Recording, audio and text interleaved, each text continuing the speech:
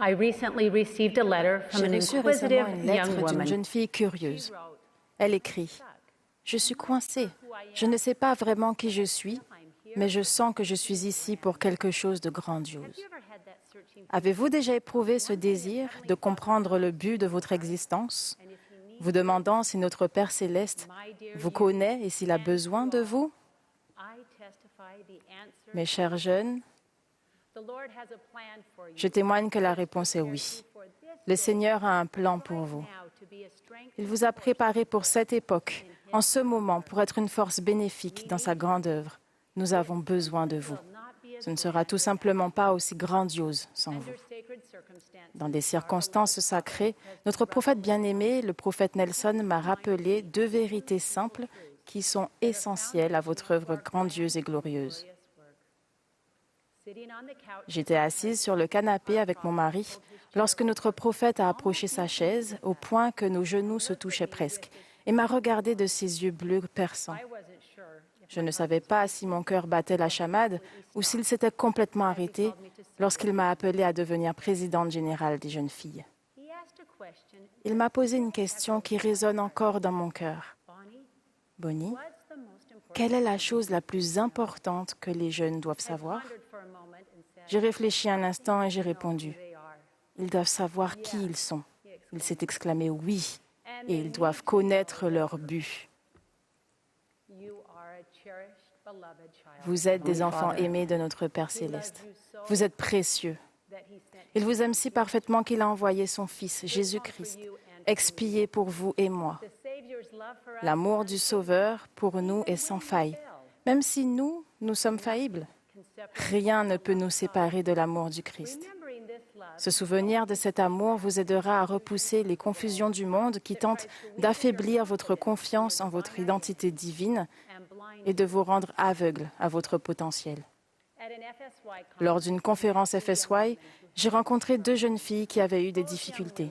Les 2 ont mentionné s'être tournées vers leur bénédiction patriarcale pour redécouvrir l'amour et les conseils du Seigneur pour elles personnellement. Trouvez votre bénédiction patriarcale, dépoussiérez-la si besoin, mais étudiez-la souvent. Si vous ne l'avez pas reçue, obtenez-la le plus tôt possible. Ne tardez pas à savoir ce que le Seigneur veut vous dire sur vous-même.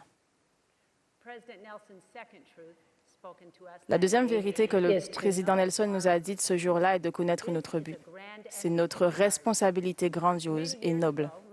Il y a de nombreuses années, mon fils Tanner avait environ 5 ans lorsqu'il a participé à son premier match de football.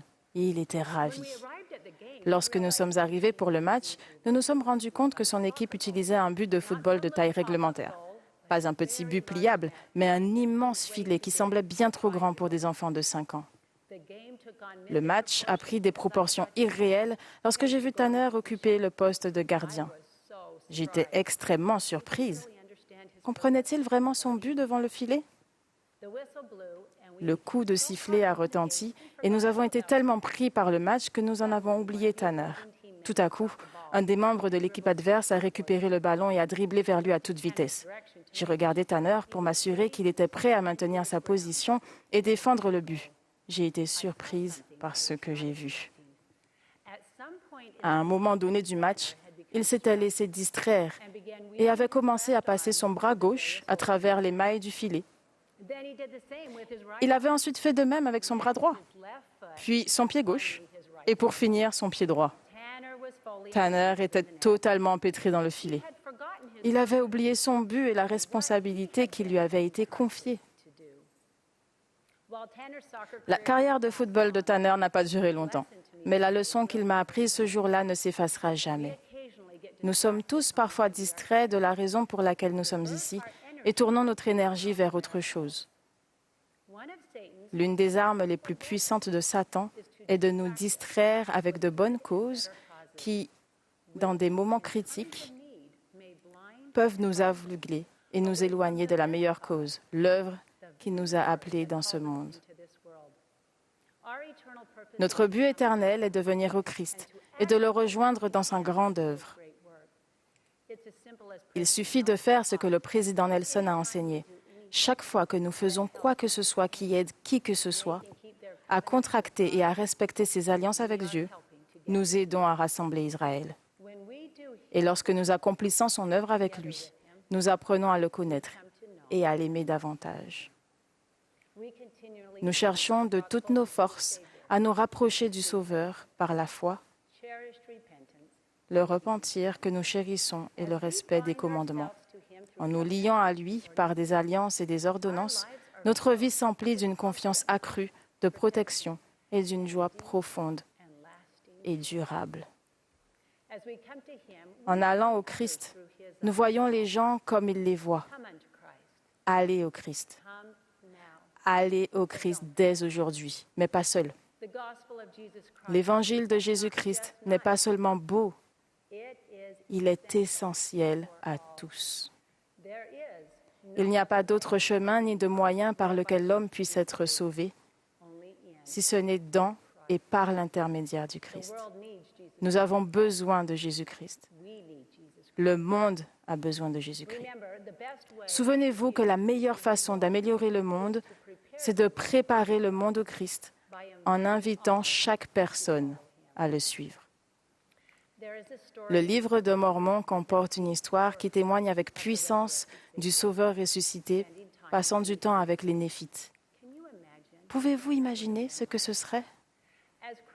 Lorsque le Christ annonça qu'il devait retourner auprès du Père, il jeta de nouveau les regards alentour. En voyant les larmes dans les yeux des gens, il sut que leur cœur aspirait à ce qu'il reste un peu. Il demanda, « En avez-vous parmi vous qui sont malades? Amenez-les ici. En avez-vous qui sont estropiés, ou aveugles, ou sourds, ou qui sont affligés de toute autre manière? Amenez-les ici, et je les guérirai. » Dans sa grande compassion, il ne mit pas de limite et appela tous ceux qui sont affligés de toute autre manière. J'aime le fait que pour Jésus-Christ, rien ne soit trop grave ou trop insignifiant à guérir.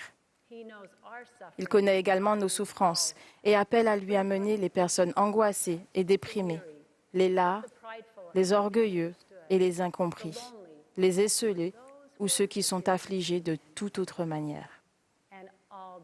Et toute la multitude s'avança et il guérit chacun d'eux. Et tous, tant ceux qui avaient été guéris que ceux qui étaient saints, se prosternèrent à ses pieds et l'adorèrent. Je me demande chaque fois que je lis ceci, qui vais-je amener au Christ? Qui allez-vous emmener? Pouvons-nous jeter de nouveau les regards alentour comme il l'a fait pour nous assurer que personne n'est oublié et que chacun est invité à le connaître?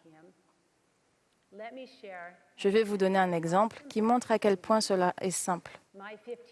Mon ami Peyton, âgé de 15 ans, avait pour objectif de lire chaque jour 5 versets des Écritures au petit déjeuner, mais elle ne l'a pas fait seule. Jetant de nouveau les regards alentour, elle a invité ses parents et ses frères et sœurs, y compris son frère de 5 ans.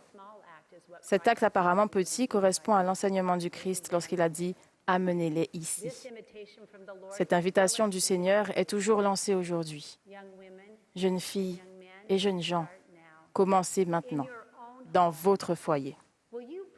Voulez-vous prier et demander à notre Père céleste comment vous pouvez soutenir vos parents tandis qu'ils continuaient à aller au Christ? Ils ont besoin de vous tout autant que vous avez besoin d'eux. Puis regardez de nouveau vos frères et sœurs, vos amis et votre prochain. Qui allez-vous emmener au Christ? Notre Sauveur a déclaré, « Voici, je suis la lumière. Je vous ai donné l'exemple. » Nous ressentirons l'amour et la paix du Sauveur lorsque nous le rejoindrons pour sauver la famille de Dieu, car il a promis, « Celui qui me suit ne marchera pas dans les ténèbres, mais il aura la vie, la lumière de la vie. » Quelle époque glorieuse pour être engagé dans la cause du Christ. Oui, vous êtes ici pour quelque chose de grandiose. Je me joins au président Nelson qui a dit « Le Seigneur a besoin de vous pour changer le monde. En acceptant et en suivant sa volonté à votre égard, vous pourrez réaliser l'impossible. » Je témoigne hardiment que le Seigneur vous connaît et qu'il vous aime. Ensemble, nous ferons avancer son œuvre jusqu'au grand jour où le Christ lui-même reviendra sur cette terre et appellera chacun de nous à venir ici. Nous nous rassemblerons joyeusement, car nous sommes ceux qui vont au Christ, et nous n'y allons pas seuls. Au nom de Jésus-Christ. Amen.